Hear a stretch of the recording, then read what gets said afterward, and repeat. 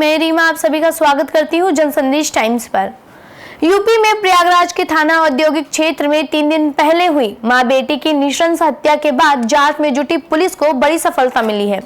जी हां, जब प्रयागराज पुलिस ने हत्या में शामिल 2 अभियुक्तों एवं 1 अभियुक्ता को गिरफ्तार कर लिया है और इनको जुडिशियल रिमांड पर भेजा गया है। उनके पास से हत्या में इस्तेमाल आल्हा कत्ल, चौपड़, हसिया, मुंगरी एवं लूटे हुए जेवरात व 5000 रुपए नगद बरामद किया गया है।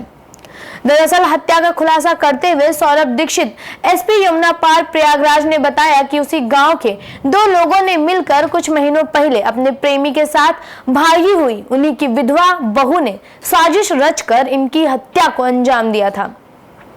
फिलहाल एसपी सौरभ दीक्षित ने कहा कि अभियुक्ता सलोनी देवी ने बताया कि मेरी सास और ननंद मेरी बेटी को मुझसे नहीं मिलने देते थे और ना ही बात करने देते थे, भला बुरा भी कहते थे, जिसके कारण आहत होकर हमने ये कदम उठाया है।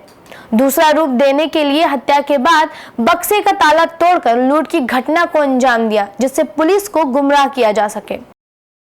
क्या वजह थी, क्या घटना हुई? देखिए, दिनांक 12-13 की देर रात्रि में एक थाना औद्योगिक क्षेत्र में पड़ने वाले गांव मियाँ चक्कापुरा वहाँ पर एक वारदात हो गई थी, जिसकी सूचना 13 अक्टूबर की सुबह पुलिस को प्राप्त हुई थी कि एक ही घर के 2 महिलाओं की गला काट करके और सर पे वार करके हत्या कर दी गई है और एक जो उस घर में पुरुष थे उनको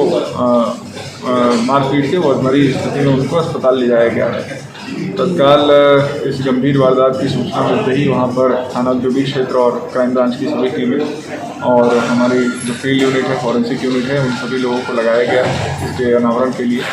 और जो मजरूम हैं उनके ही चचेरे भाई के द्वारा 4 नामजद लोगों के विरुद्ध एक FIR कराई गई थी, जो उसी गाँव के रहने वाले हैं।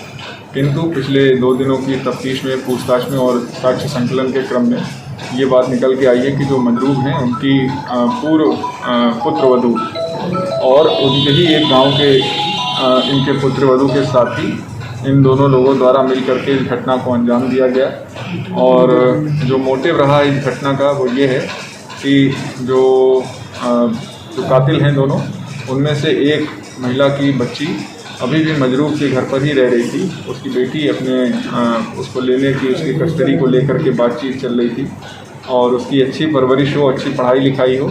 इस बात पे इन लोगों के बीच में अक्सर झगड़ा वगैरह होते रहता था। और इसी बात से कुपित होकर के जो महिला है उसने अपने एक साथी के द्वारा मिल करके इस जघन्य घटना को कारित किया और घटना को कारित करने के बाद से इनके घर से जो आभूषण वगैरह ये लोग निकाल करके बक्से में से ले गए थे, उसे अपने बहनोई के यहाँ पे जो थाना गुरपुर का रहने वाला है वहाँ पे रखा था। आज इन सभी तीनों लोगों को गिरफ्तार करके जुडिशियल रिमांड में भेजा जा रहा है। घटना में प्रयुक्त सभी आला कत्ल और घटना के समय पे पहने गए जो भी इनके द्वारा वस्त्र थे वो सभी रिकवर करके और जो घटना स्थल पे बक्से को तोड़ करके जो इनके द्वारा आभूषण वगैरह निकाल लिए गए थे वो सभी इनके पास से रिकवर कर लिया गया है। अच्छा, इसमें जो लूट का कोशिश की गई थी, दिखाया गया, वो दिखाने के लिए था, भ्रम फैलाने के लिए? जी, आप पंचायतनामा में गौर करेंगे तो वहाँ पे जो भी मृतका थी दोनों, उनके जो पर्सनल जो आभूषण होते हैं कान में और गले में, ये सब पहनने वाले और पैरों में, वो सब इंटैक्ट थे। और इससे बात से लग रहा था कि ये चोरी या लूट या डकैती जैसी कोई वारदात नहीं है और जो घर का जो बक्सा तोड़ा गया है वो ज़रूर कुछ न कुछ सीन ऑफ क्राइम नया मैन्युफैक्चर करने के लिए या पुलिस को गुमराह करने के लिए किया गया है। तो इन्हीं सब बातों से क्लू लेते हुए अपने शहर से जुड़ी तमाम खबरों के लिए देखते रहें जनसंदेश टाइम्स।